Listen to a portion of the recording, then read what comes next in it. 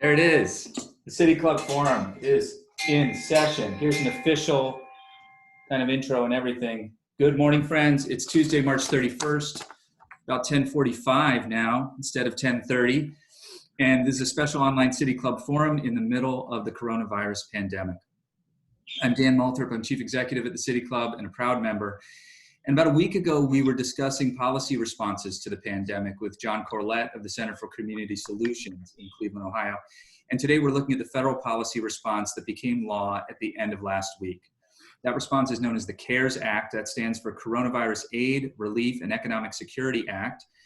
It's the largest stimulus package out of DC ever in our nation's history, providing more than $2 trillion in economic relief to those affected by the COVID-19 pandemic, which is to say 100% of America and the globe. Our guests are Amy Hanauer. She's Executive Director of the Institute on Taxation and Economic Policy, and Robert Raben, President and founder of the Raben Group. Let me tell you a little bit about them.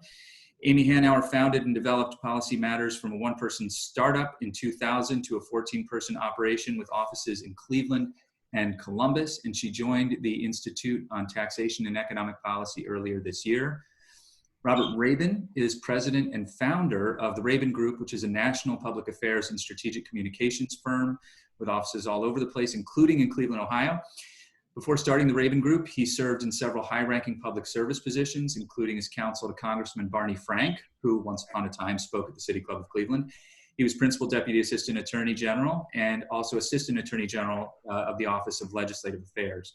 And before we get started, I just want to note that these virtual forums are made possible by some great donors: the Center for Community Solutions, Everstream, KeyBank, Nordson, PNC, the St. Luke's Foundation, and the Sisters of Charity Foundation of Cleveland.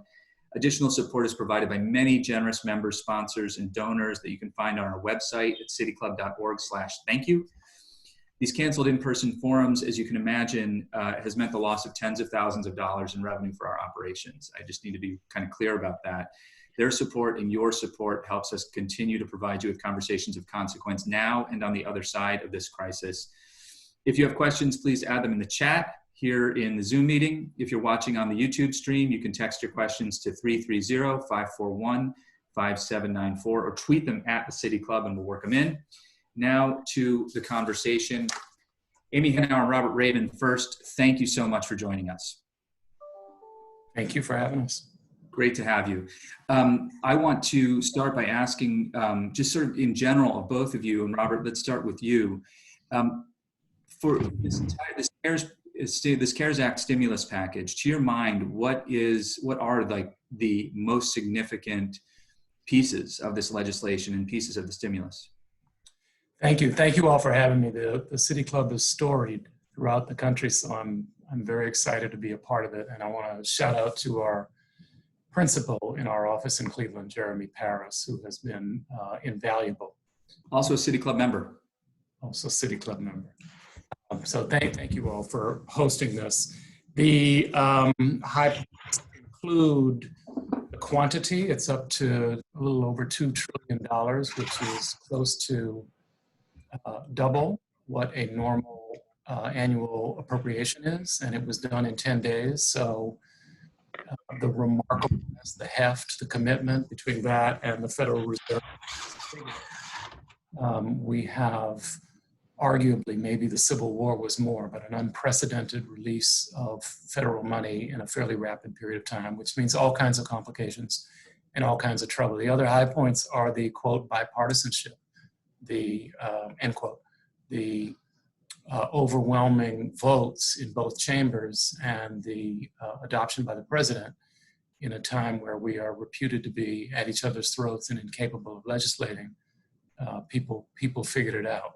We'll talk in the Q&A. There are provisions in the bill which are quite remarkable, but the high point is, as is true in most crises, people figure out a way to do things they said they never could do. And it's inspiring in the midst of all this uncertainty and fear that people have, the ability for legislators who are incredibly diverse to come together and formulate packages on things like paid leave or federal support for unemployment compensation is quite remarkable. We'll talk more about that later.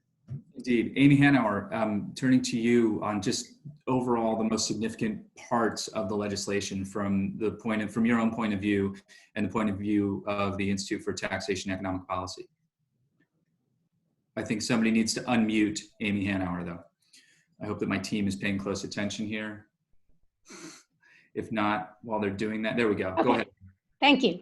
Yeah, thanks so much. It's great to be on this call, and I'm more educated than I was yesterday because I read a lot yesterday about the bill, and I'm more educated about porn as well, so that's good. Thanks so much. And I completely agree with Robert. I think that it was urgent that we get something out that would help the American people and that we get it out very quickly. I may have more criticisms of some aspects of the bill than he does, but I think that it's incredibly exciting. And the only thing that I would like to say is about that on a kind of broad basis is I think that we're not done yet. I think that more relief is going to be needed, and I am looking to what other countries are doing and seeing that they're doing a bit more to shore up the people in their communities, and I'd be psyched to talk about some of that as well.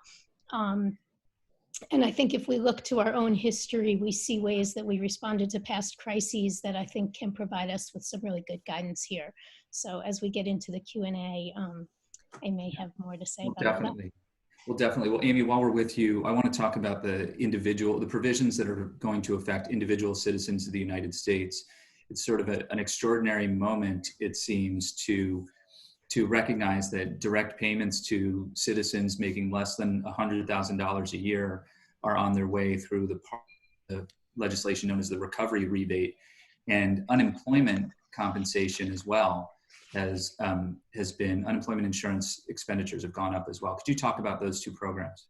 Sure, absolutely. So as Dan said, for a long time I worked in Cleveland at Policy Matters, Ohio, and I'm now at the Institute on Taxation and Economic Policy. And you can find everything that I'm talking about today at our organization website, itep.org, itep.org. And so we have, at ITEP, we have a microsimulation model of the entire nation, which enables us to do a lot of analysis of tax plans. So in this bill, there are two big components that are really meant to help individuals. One is a $1,200 payment that will go to any individual adult earning under $75,000 a year, and it sort of phases out, as Dan said, at about $100,000 a year. And there will also be $500 payments for children. 17 and 18-year-olds are left out of this provision entirely, and people who are dependents of their parents are also left out. So there's a real gap when it comes to people between the age of about 17 and maybe 23, 24. The other huge element of this is a big expansion of our unemployment compensation system. Our unemployment compensation system is really designed to get people back to work because that's normally a value that Americans hold high. And this is a very unusual situation because we are really telling many Americans, please do not go to work. You may not go to work. And so it really requires a different kind of response. So the federal government extended unemployment compensation by 4 months through this bill. They provided federal funding so that states and their systems don't have to bear all of the costs of this. And they provided a $600 weekly additional payment to anyone who qualifies for unemployment compensation, which is going to be a huge, huge help to people. That's in addition to whatever benefits you otherwise qualify for. And then the final provision is that they extended unemployment compensation to some categories of workers who are not usually eligible, including gig workers, self-employed workers, and some other kinds of workers who don't usually qualify. So those are the big things that I think are really going to help individual people. There's some more questions that we're going to have about unemployment, but Robert Raben, I wanted to turn to you to follow up on that question, or that was sort of raised in Amy's comments, that 17 and 18-year-old dependents are left out of the recovery rebate program. You were close on the advocacy around this. Can you speak to why that was the case? No, I don't know specifically that exclusion. Okay. And find out and get back to your audience. Okay. I do want to underscore what Amy said, and we don't know each other, but we can share our mutual disappointment about all kinds of things that didn't happen. But I do want to underscore what she just said, the inclusion of gig workers in some of these benefits is remarkable. And this is true for other things, the federal role in unemployment compensation, the federal requirement on some modest paid and parental leave if your children are sick. We don't know whether this is sort of a blip and we're going to return back to a more restrictionist policy going forward, or this is a good canary in a coal mine, and those of us on the left will be able to expand these provisions as time goes on. On the unemployment piece of this, one of the questions that we collected ahead of time reads, I currently don't qualify because my main job is less than 20 hours and less than $269 per week. That job has ended until non-essential stores can reopen. I'm head of a household with one child, dependent on this small income. Will unemployment be extended to part-time workers? We talked about gig workers. Does it also extend to part-timers? The unemployment provisions extend to some part-time workers, and there has been an expansion, but my understanding is that people working under 20 hours a week in Ohio are going to struggle and not get the help that they need from this bill. And I would encourage people to go to my old employer, policymattersohio.org, for more details on this. I think on that particular question on your page, I also pinged the Policy Matters staff, so they don't work for me anymore, but I'm pretty sure they'll still answer. Okay, thank you very much. What about one of the biggest provisions that that many people have been talking a lot about, at least in the world of nonprofits and small businesses, are the loans from the Small Business Administration. And in particular, there's a whole set of loans. It's hard to make sense of all of it. And the most extensive one appears to be the Paycheck Protection Program, Robert Raben. Can you talk about that and put it in the context of the other SBA relief that has come through in the previous two coronavirus aid packages? Yes, there's multiple provisions out of the SBA. It's really, the SBA, some of you are obviously familiar with it and work with it, but they're going to become front and center to the nation in the next few months. A remarkable amount of federal money flows through that agency without a lot of publicity, and now there's going to be a lot more. There are three central provisions. Paycheck protection, as you just said, there's an emergency, sort of a disaster loan, and then there's an increase in lending for those who are already part of the system, either under the 7A or 8D program. I'm going to encourage people, rather than get into the technical, the SBA.gov, right on the front of the website, they do an unusually good job of explaining the three different programs with click-throughs, and an application form is available. So you can find all the specifics of the interlocking programs on the website, sba.gov. It is remarkable that the government is able to do a forgivable loan. They're putting out several $100 billion to banks with the hope that the banks will leverage that money to several trillion to make forgivable loans to cover payroll, rent, lease, et cetera, over a defined period of time. Amy Hanauer, can you speak to that Paycheck Protection Program? It does seem extraordinary to me. Last week when we were discussing some of the policy responses with John Corlett, he mentioned what's happening in Denmark, where the government is basically nationalizing payroll for private employers and in supporting 80% of payroll. And we both sort of talked about that and thought that's extraordinary. And then the United States went ahead and included a really kind of similar provision, although it's limited in duration, but a fairly similar provision in this stimulus package. It does seem like way more generous than we would have anticipated in some respects. Yeah. And so I think Robert knows a lot more than I do about the SBA provisions, but I will say that, like Robert, I feel like for the amount of time that they had Congress really rose to several, to making some choices that are unusual in this country. And you're right, Dan, that in a lot of other places, I've looked more closely at the Canadian plan that was just released this morning and the British plan, there's really a covering of the wages so that people do not have to lose their place of employment and employers do not have to lose their workers. And I think that that's really something we should be thinking about and doing in this country. Some of the things that I really like about the SBA portion of this is that the SBA is a really established way of providing assistance to small businesses.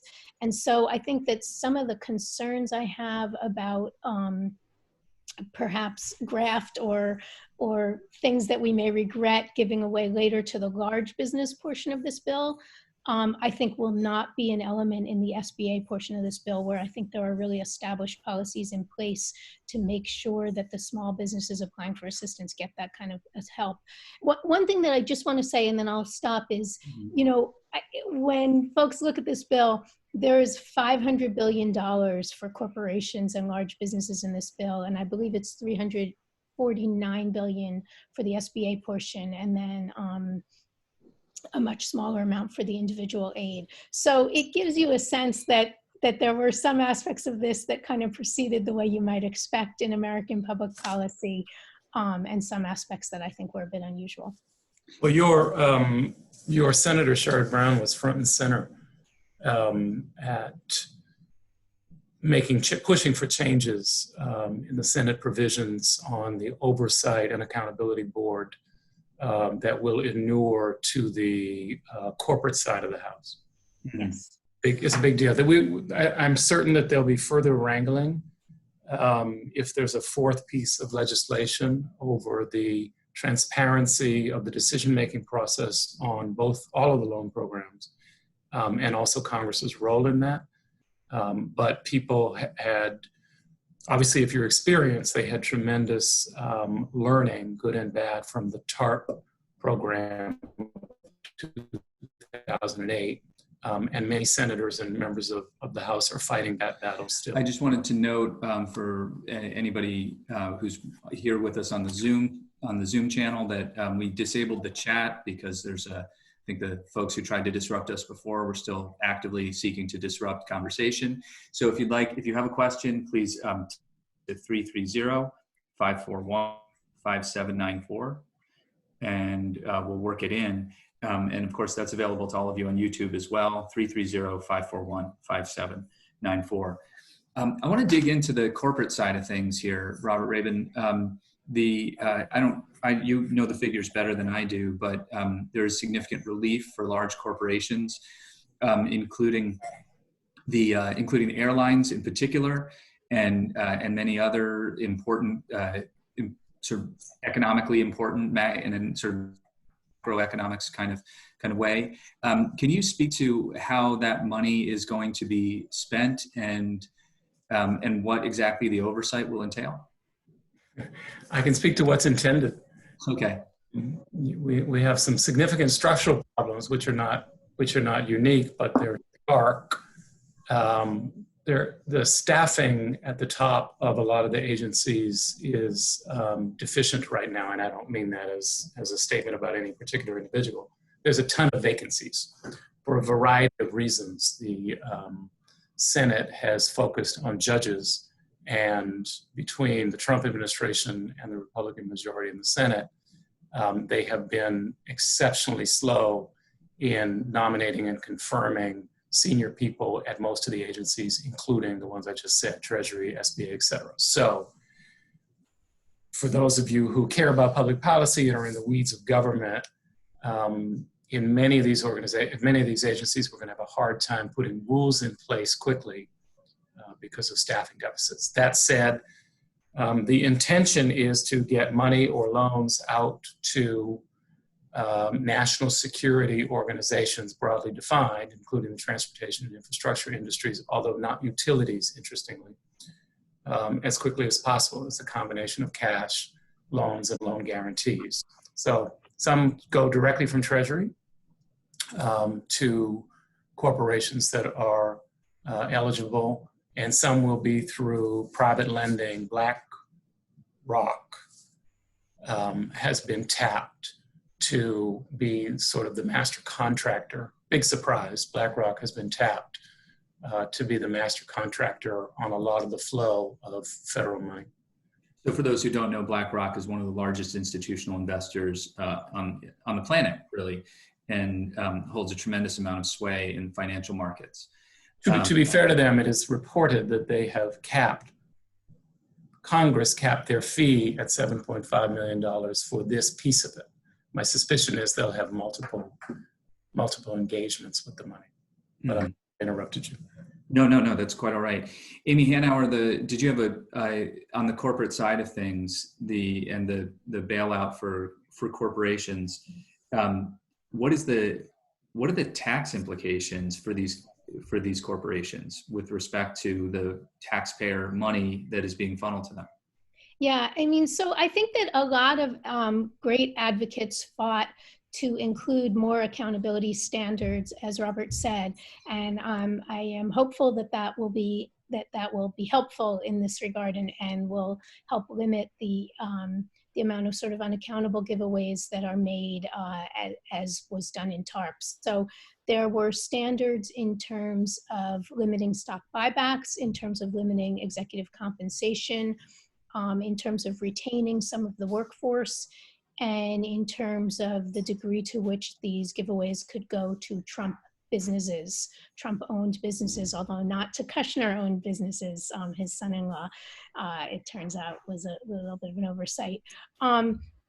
So I think that there will be a little bit more accountability. There also was an oversight board created, which I think will provide some accountability. So, you know, I think we need to keep pushing and keep examining. The other thing that I will say is that, and when you mentioned airlines, I thought about this in particular because at itap.org, we just did an analysis of airline tax paying, and in the most recent 2 years, 6 of the 7 biggest airlines paid almost nothing in federal income tax.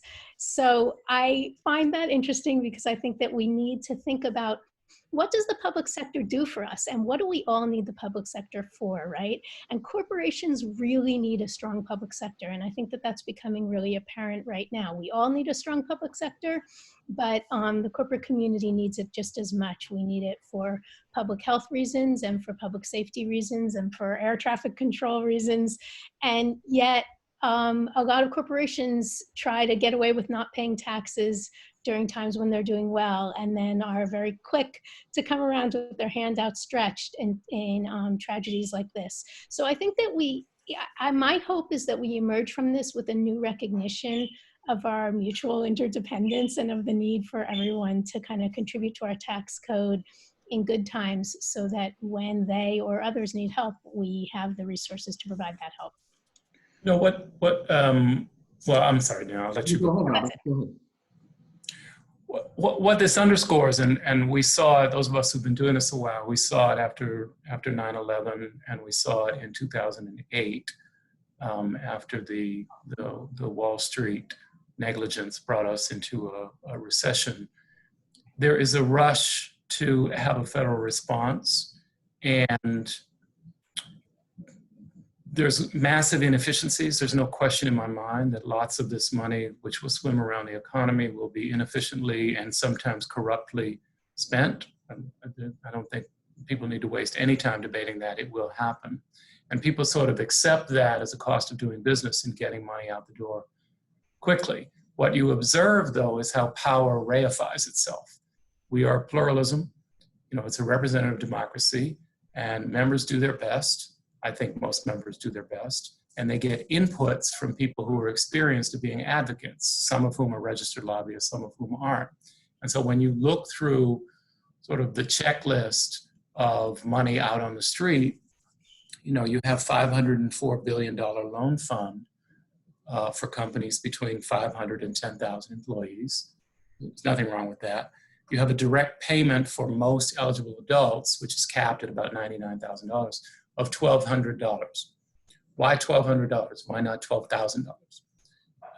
So I won't go through every provision, but sort of how the distribution of an expanded pie happens is strictly a function of power and what we value. And these are not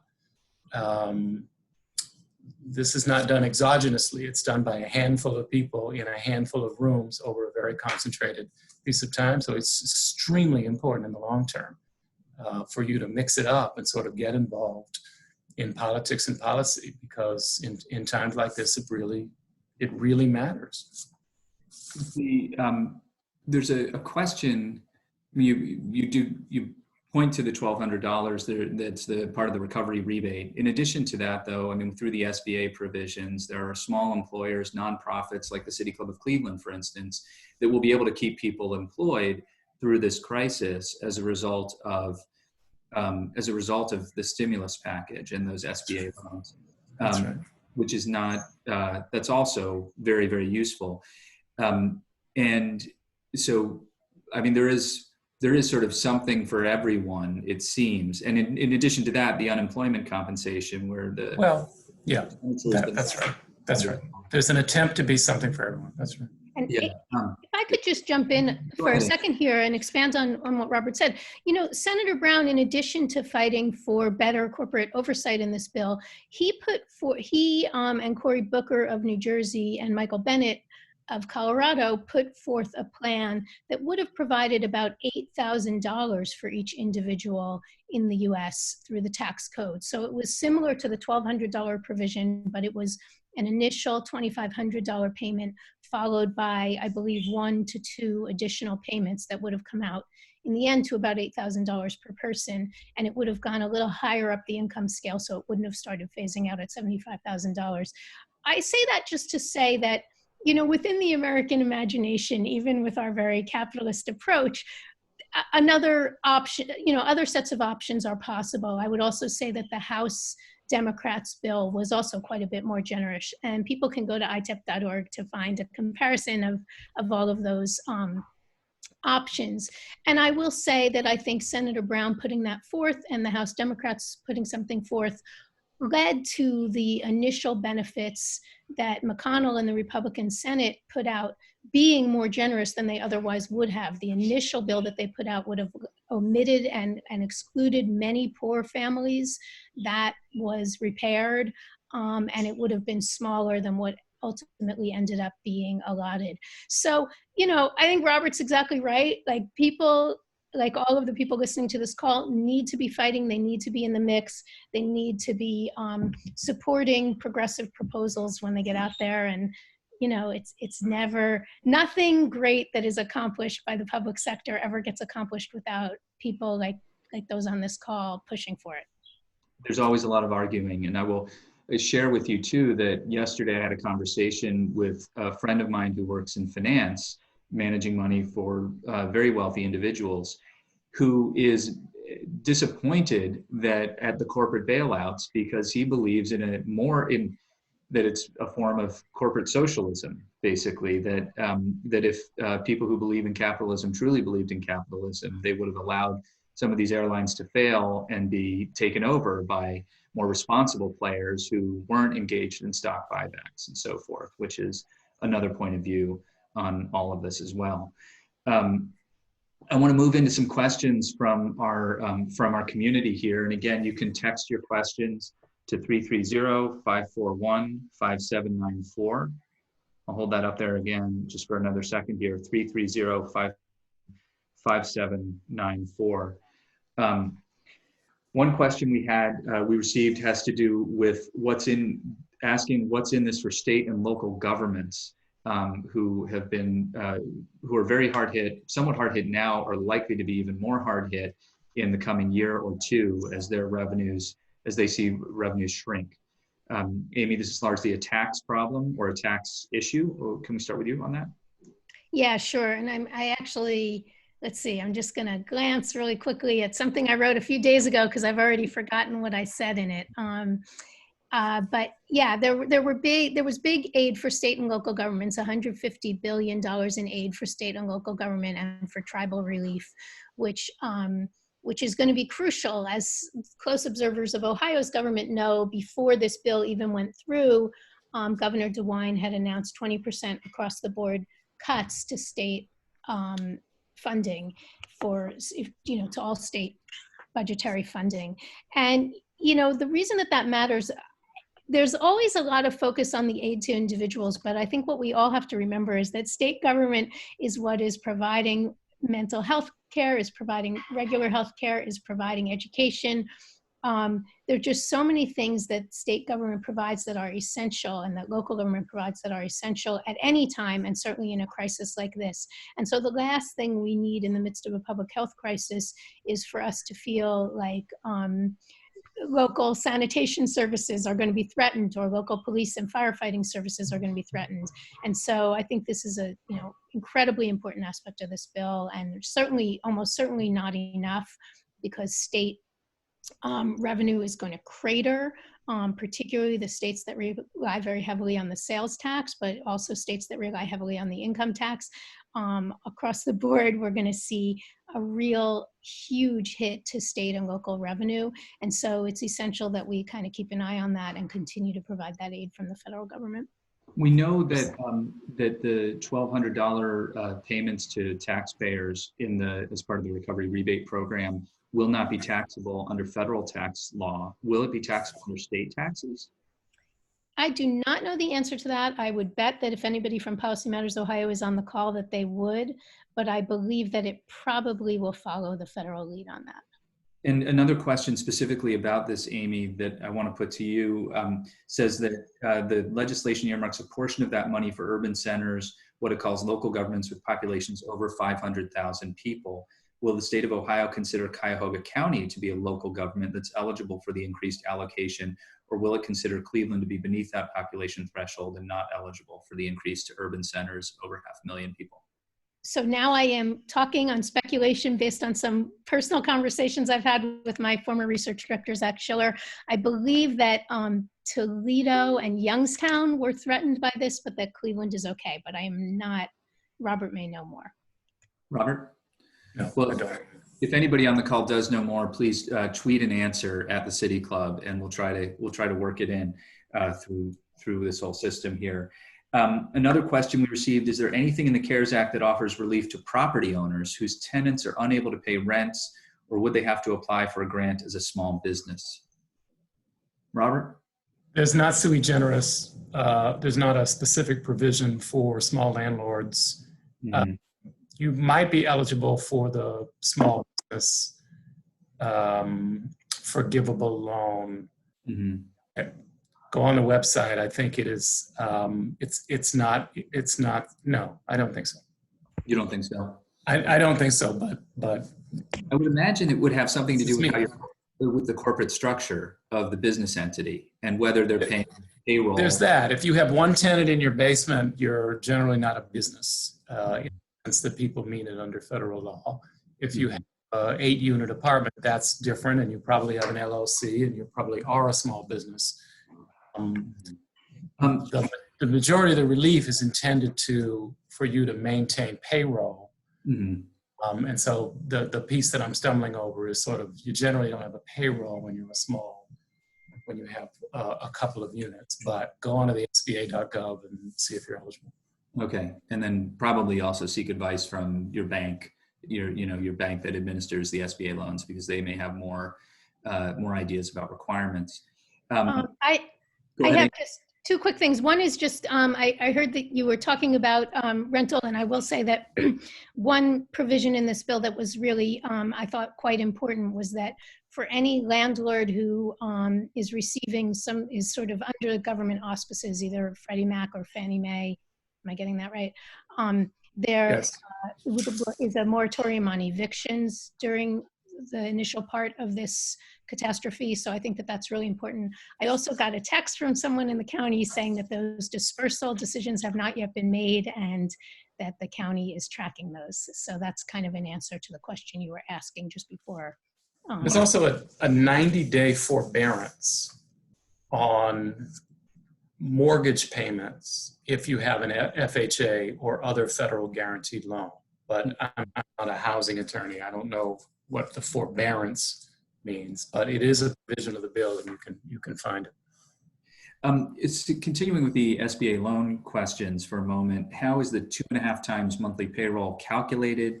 Does it include money paid to independent contractors such as musicians, or just people on payroll?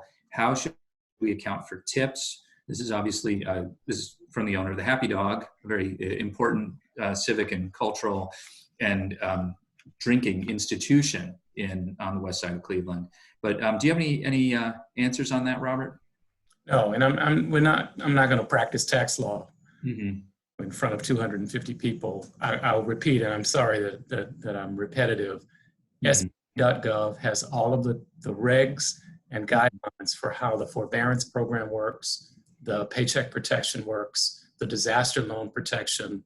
It's a click through, read the rules here, and it will answer as best as possible those questions. If they're not on the site, the answer is nobody knows yet. There have to be some wrangling back and forth with SBA and congressional staffers about how to answer specific questions not covered in the legislation.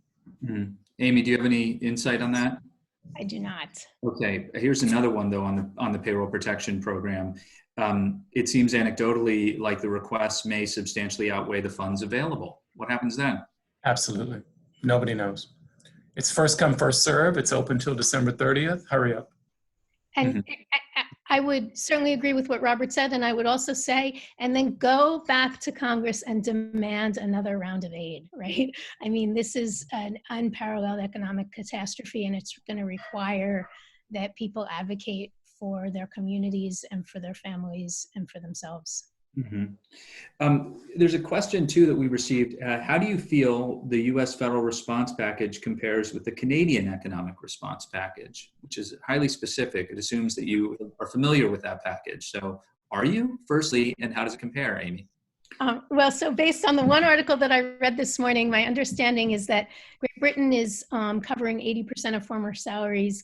Canada is covering 75% of former salaries. And importantly, as you described with the SBA provisions, which I'm less familiar with, enabling people to stay connected to their employers, which I think is really crucial, because that means that employers don't lose skilled workers and employees don't lose their jobs.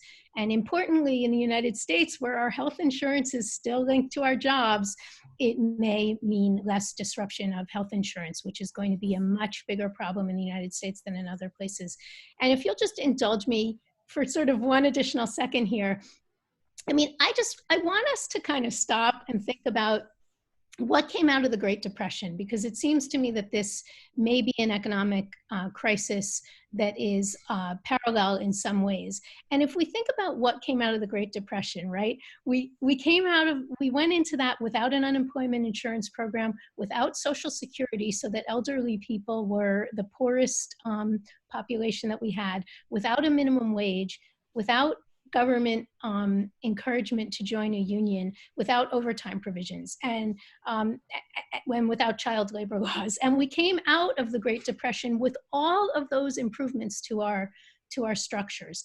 Fundamental, enormous changes to the way that American business and American society looked. And I think that we have to take a moment to think about past what we've done in past historical moments and how we've responded, and think about how we can respond to this historical moment to come out as a better society and a stronger society, and one where we're all a little bit better protected. Well, let's pursue that Speech for of the moment. No, Amy, I think that's an important soapbox to remain on for a minute. There is this idea of not wanting to waste a crisis. And early on in this crisis, I began to think about those kinds of questions. If we do wind up fundamentally remaking aspects of our society and aspects of our economy, well, what should that look like? And what would we like to see on the other side of this? As we, and the responses to, I first started thinking about this with regard to climate change because of those reports that came out that air pollution in China had been dramatically decreased as the economy slowed down, and they were seeing the same in Italy. And I assume we're seeing some of the same here, particularly with air travel slowing down and industry slowing down. But that's just one aspect of how we might remake the economy. So Amy, I'll put it back to you. Like, what specifically do you think we should see? And then Robert, I'd like to hear from you on that as well.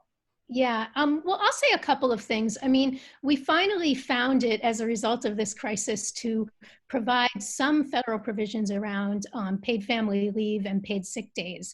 And I think that those are things that almost every other country manages to deliver as a basic part of their safety net or a basic part of their employment contract that ought to come out of this. But more fundamentally, as you're describing, what always occurs to me is, look, we should be spending a huge amount of our collective resources to prepare ourselves for climate change and to reduce the consequences of climate change. And that, what occurred to me in this crisis, which wasn't one that I'd thought a lot about in advance, is that a pandemic wasn't necessarily what I have spent many years thinking about, although others have, but it makes it clear that we should be reserving more of our economy for public problems. And then we can deploy those resources in crises in the ways that they need to be deployed for that particular crisis. So if we had a much larger share of our population employed by the public sector in scientific pursuits, they could have been redeployed from perhaps climate change aversion in normal times to trying to help deal with this crisis right now. So it makes me think about what share of our population is engaged in trying to deal with public problems versus what share is engaged with, creating new video games or, or creating new content, or even just trading on markets in ways that don't actually improve our fundamental economy. Robert Raben? Wow, I co-sign everything she just said. I think we're going to have, I don't think, I know we're going to have a significant rethinking of the relationship between work and space, and how we congregate to do work and how we don't. And it's going to be defragmenting and liberating to see the innovation that comes from that. I think we're going to see the left and the right is going to come closer and closer about disaggregating benefits from employment. I think if you've got gig people now in a federal benefits program and you've got the right clamoring to slough off healthcare from employment, you might have some agreement about other ways to do it. And then this is sort of out of right field, but I fear we're going to have an explosion of viruses in prisons. And it's a wrenching problem. And I think it will push further the question around which there's some overlap on the left and the right about the role of incarceration and whether or not incarceration is the best response to behavior that we're not happy with. That brings to mind 2 points that were raised in 2 of our recent online forums. Last Friday, we spoke with Armin Budish, the county executive, who reported that Cuyahoga County has reduced its jail population by almost 50%, which of course raises the question, if you could do it now, why wasn't it done earlier? Or did those people, the 50%, actually need to be in jail? It was about roughly 1,000 people. And also the other, another piece has to do with the question that came up about 2 weeks ago or so on our Friday forum about the impact on the economy and how really vulnerable our supply chains are, as we're seeing with the shortage of masks, shortage of other medical equipment, specifically ventilators, and also the profit motive and regulatory environment in which hospitals operate, which means that, and have operated for decades, which means that we have likely a shortage of beds that some communities, in particular New York City, is already experiencing. I want to turn to some other questions from our community here. Has there been any early analysis of potential disparate impact the CARES Act will have along racial lines? Absolutely. Well, not analysis. There's been advocacy from people who know what they're doing on, and it's not guesswork, it's predictable. Number one, I didn't learn until yesterday, and now I'm going to lead an effort to do something about it. We don't, the CDC and the federal government and states don't track the virus by gender or race. We've got age and we've got geography. And so we simply don't know. we can do geographic mapping and sort of make guesstimates. So just at the very epicenter of what we're talking about, we don't have a race and gender lens on what's going on. Yeah, absolutely. It's a point I made earlier that the people in the room, the people who know how to advocate, the people who have been toiling in the fields with elected officials for years about things that they want, have a jump start in getting the assets. And that's what's happened. And you know, you don't need to have a degree in equity to see that $1,200 isn't nearly enough for Mrs. Johnson, who worked at Popeyes and has 3 kids who are supposed to be distance learning with what laptop in the Cuyahoga County School, et cetera, et cetera, et cetera. So the answer is yes. We got massive equity, race, ethnicity. The other spin on that is status, that people are wildly afraid that the public charge aspect of immigration law, even for legal permanent residents who are taking advantage of a public benefit or are deportable, are going to kick in. Mm-hmm. Amy? Yeah, if I can jump in. Well, I will just say that Janice Robinson, my communications director at ITEP, wrote a piece on race in the COVID response that folks can look at the itep.org webpage. But I will also say that, you know, one of our biggest lessons from history is the degree to which people of color have been excluded from protections that were advanced that the white community could get to a greater degree. And, you know, I spoke at the City Club years ago, and I'm very proud of that talk. But in it, I sort of waxed on about how great the GI benefits were. And I'm always a little sheepish now when I go back and hear about that, because since then I have learned the degree to which African Americans were excluded from the benefits of the GI Bill. And that was less widely known 7 or 8 years ago when I gave that talk. And so I think that it's pretty essential that we think about that, in addition to learning the good lessons from our past history, that we learn the bad lessons from our past history. And we haven't, because one of the groups that is excluded from that $1,200 benefit is anybody filing their taxes with an ITIN number, an Immigration Taxation ID number. I think that stands for ITIN. So undocumented workers who pay taxes but file with this special status because they don't have a social security number are excluded from that benefit, and they're one of the only groups that is excluded. So that's a lesson that we didn't learn and didn't fully engage. I'll also just refer folks to the Kirwan Institute at Ohio State University, has also written something about COVID and race that may be worth taking a look at. And that's spelled Kirwan, I believe. Correct. Another question from our community about the provisions of the bill, Amy, affecting required minimum distributions and charitable contributions. These are very specific tax provisions. Required minimum distributions have to do with investment accounts for retirement purposes, and charitable contributions are, of course, what nonprofits rely on. Nonprofits like, say, the City Club of Cleveland, if you're looking for a place to make such a contribution. But Amy, go ahead. Could you explain what's going on there? Yeah, and this is a part of the bill that I've only just read a little bit about. I know that the New York Times resource talked about it, and I'm not sure I fully internalized it, but I know that for individuals making modest contributions, there's, I believe, an additional $500 you can contribute tax-free, and then for those making those more, those larger contributions, there's basically it's tax-free. So I think up to $1 million in contributions can now be made without being counted against your taxes. Robert, am I getting that quite right? Maybe while you talk, I can glance at that part of that article. From what I understand, it's I think it's a $300, what's called above the line contribution. Yes. Means for taxpayers who usually take a standard deduction, if they make a $300 contribution, they would, that additional $300 would be tax deductible. Did I explain that correctly, Robert? I believe so. And right. Policy matter, and sort of on the equity question, sort of why 300 and not 3,000 or 30,000?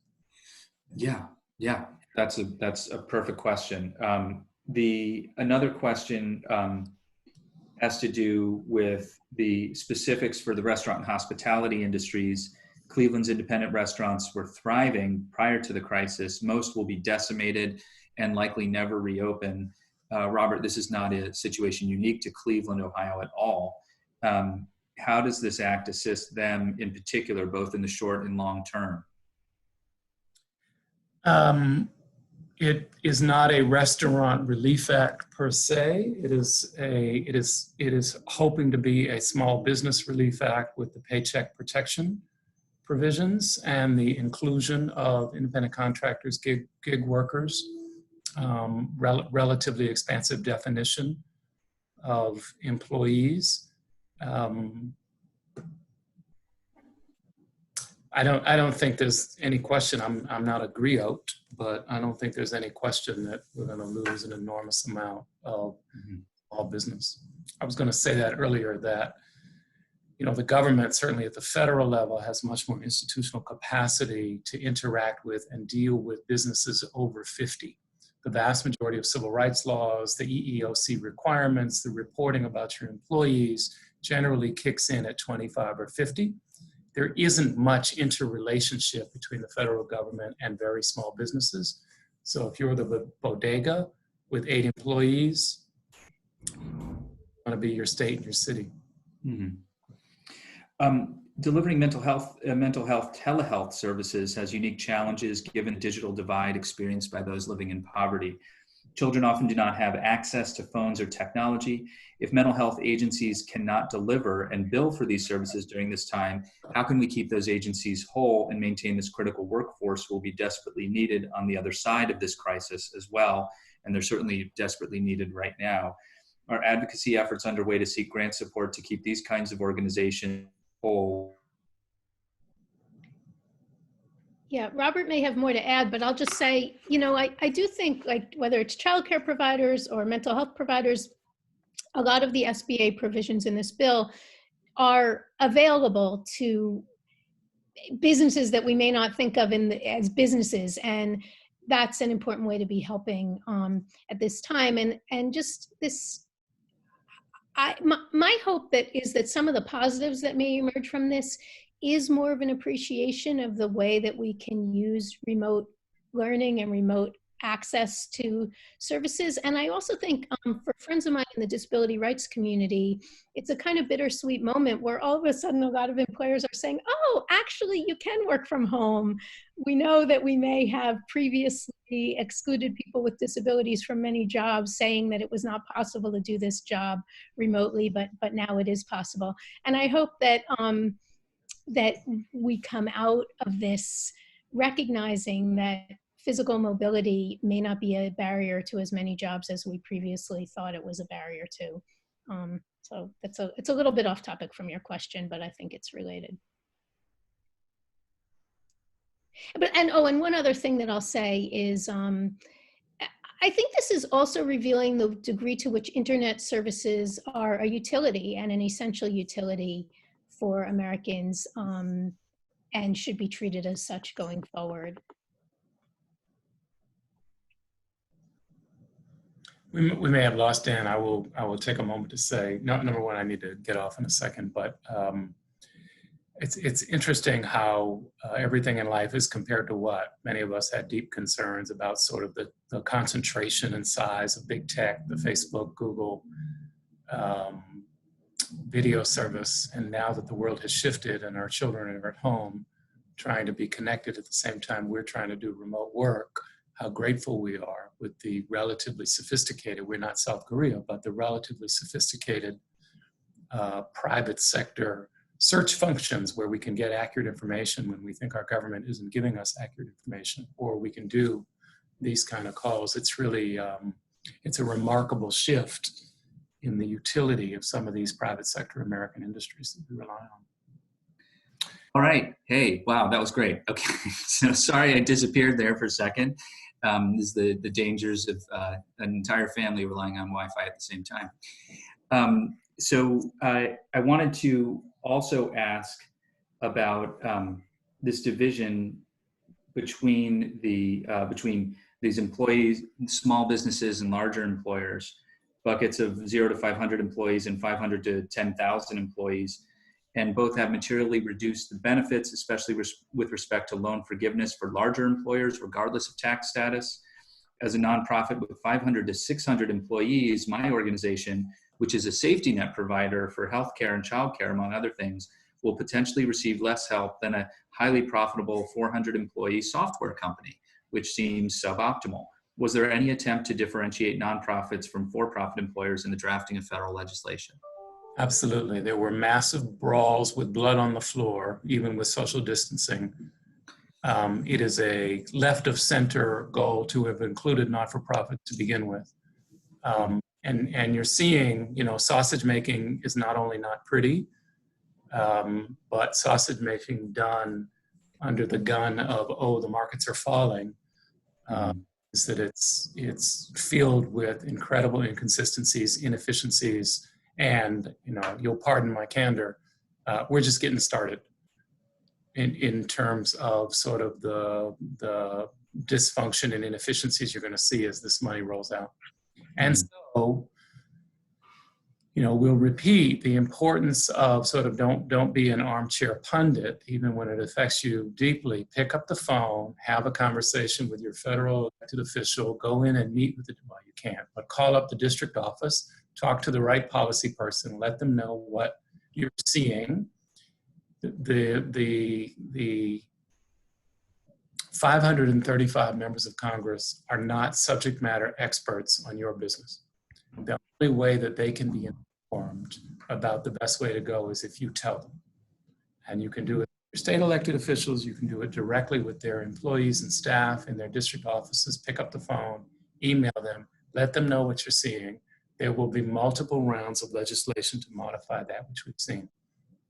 And Amy Hanauer, we're going to close out in just a second here, Robert. And Amy Hanauer, any final thoughts as well? Yeah, I mean, I would just say that, I've sort of like to refer to history in some of the things that I was saying. And I think that none of the good things that have happened historically have happened without people fighting for them. And one, I think since Robert started on an optimistic note and maybe ended with a little bit of pessimism, and I countered his optimism at the beginning, and maybe I can balance again, maybe we can balance each other out throughout this.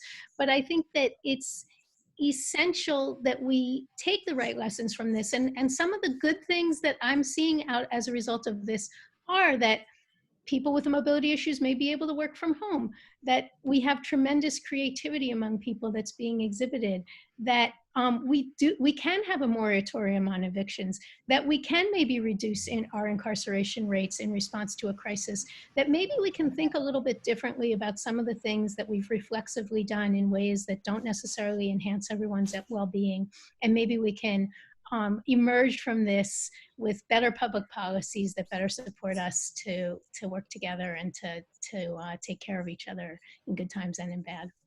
Excellent. Amy Hanauer is the Executive Director of the Institute on Taxation and Economic Policy. Robert Raben, the President and Founder of the Raben Group. I want to thank you both. If this were the City Club, this is still the City Club, but if we were at the City Club, you both would be receiving huge rounds of applause right now. I myself will just wave my hands to thank you. I also want to just thank everybody for participating as well, and apologies for our stutter start there, if you will. Before we go, a big shout out to Julia Wong, who is our marketing and outreach manager, and today is our last day. We wish her all sorts of luck and success in the future, and we will be in her corner for the rest of her career.